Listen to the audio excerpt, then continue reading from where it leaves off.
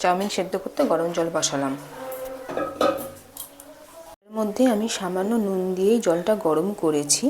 এবার জল গরম হয়ে গিয়েছে, আমি চাউমিনটা এর মধ্যে দিয়ে দেব। চাউমিনটা এবার আমি দিয়ে দিলাম।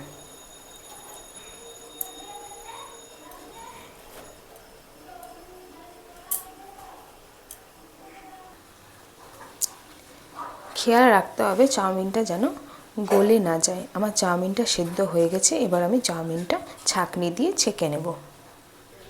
সবজিগুলো আমি যতটা পেরেছি একটু লম্বা লম্বা করে কেটে নিয়েছি।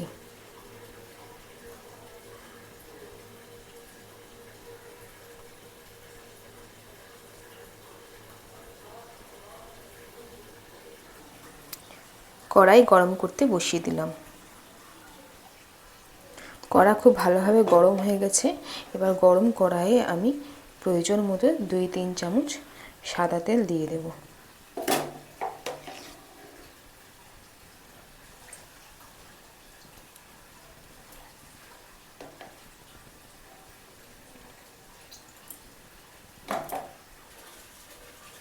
তোমাদের একটা ট্রিক বলি, যদি চাউমিন খুব নরম হয়ে যায় বা নরম না হতে গেলেও স্টিকি হয়ে যায়, তো তারা গায়ে গায়ে আটকে যায়। তার জন্য একটু যদি সেদ্ধ করার পর সামান্য তেল দিয়ে দেওয়া যায়, তাহলে কিন্তু সেটা আর আটকায় না এবং খুব ভালোভাবে ভাজা হয়। তেল দিয়ে একটুখানি নেড়ে ওটাকে ভালো করে সব হাত দিয়ে মাখিয়ে নিতে হবে।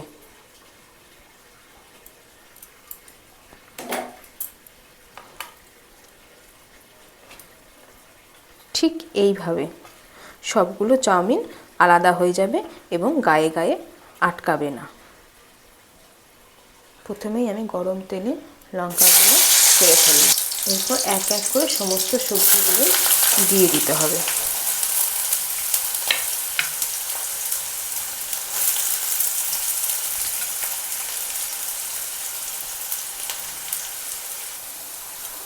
মিনিট খানেক আলু আর গাজর ভেজে নেওয়ার পর আমি বাঁধাকপি আর ক্যাপসিকামগুলো দিয়ে দেব।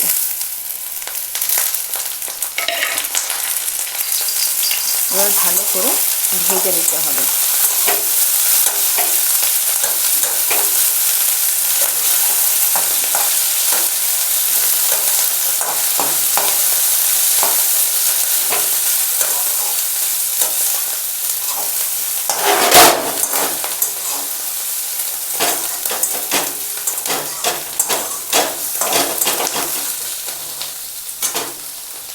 হালকা হালকা ভাজা হয়ে গেছে, আমি সামান্য হলুদ দিয়ে দিলাম প্রয়োজন মতো।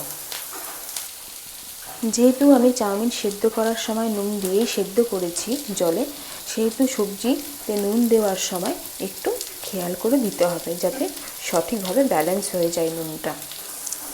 সবজি খুব ভালো করে সেদ্ধ হয়ে গেছে, এবার আমি সামান্য লেবু চেপে দেব।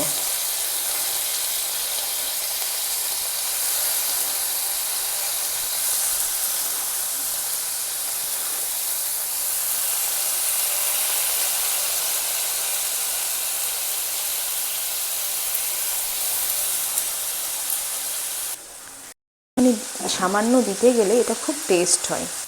সবজিটা ভাজা এবং নরম হয়ে যাওয়ার জন্য এবার আমি চাউমিনগুলো মধ্যে দিয়ে দেব।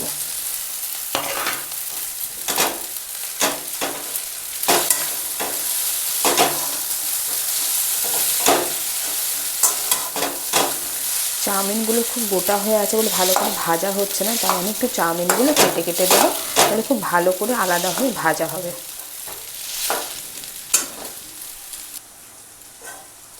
চাউমিনটা খুব ভালো করে ভাজা হয়ে গেছে, এবার আমি গরম গরম চাউমিনটা সার্ভ করব সকালের ব্রেকফাস্টে। এরকম ধোঁয়া ধোঁয়া ওঠা চাউমিনটা রেডি সার্ভ করার জন্য। দেখুন চাউমিনটা দেখছেন কীরকম আলাদা হয়ে আছে, একে অপরের সাথে সেটে সেটে নেই। এই তেল দেওয়ার এটাই একটা ফল, যে চাউমিনগুলো নিজের গায়ে গায়ে সেটে যায় না। চাউমিনটা এবার রেডি সার্ভ করার জন্য। কণিকা সহজ রেসিপি চ্যানেলটি সাবস্ক্রাইব করে অবশ্যই পাশে থাকবেন, কমেন্ট করুন এবং বন্ধুদের সাথে শেয়ার করুন।